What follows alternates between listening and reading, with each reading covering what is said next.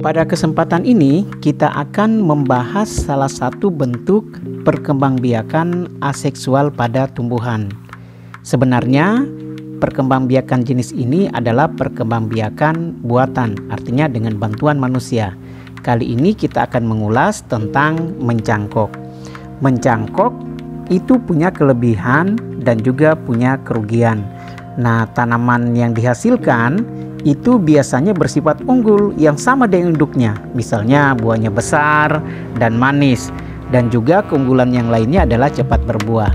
Namun salah satu bentuk kerugiannya, perakarannya kurang kuat sehingga dia mudah rebah. Nah, tanaman-tanaman yang dapat dicangkok misalnya mangga, rambutan atau jeruk, ini adalah merupakan tanaman yang berkambium tentunya.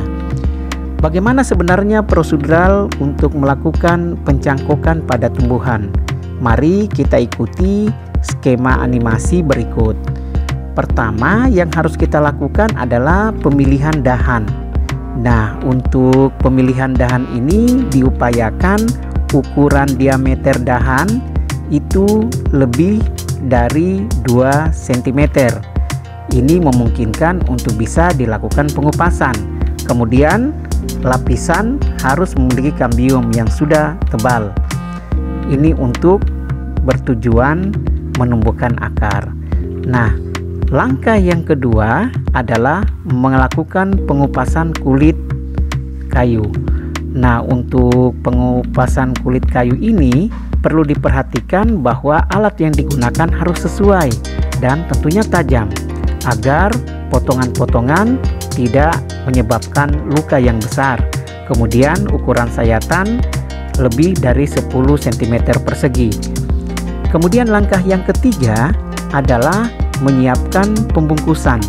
Hal-hal yang harus diperhatikan, yang pertama, kambium yang ada pada pengupasan ini harus bersih. Gunakan lap jika seandainya itu perlu. Kemudian siapkan sabut atau tanah, pengikat dan pembungkus. Jika menggunakan sabut, maka diupayakan sabut ini harus dicuci terlebih dahulu, kemudian dikeringkan, dan jika perlu diberikan hormon atau vitamin yang bersifat cair yang banyak dijual di toko-toko pertanian. Kemudian bagaimana proses pembungkusannya?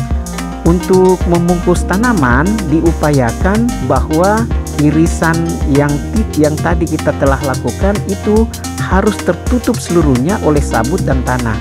Kemudian kita ikat dengan kuat dan dibiarkan hingga akar sampai tumbuh. Setelah akar tumbuh ini dapat ditandai bahwa cangkokan itu berhasil dari dahan yang tidak mati dan juga daun yang masih utuh. Nah, kalau tidak terjadi pertumbuhan dahan, cepat dipotong lalu ditanam. Nah, begitulah prosedur pencangkokan pada tanaman.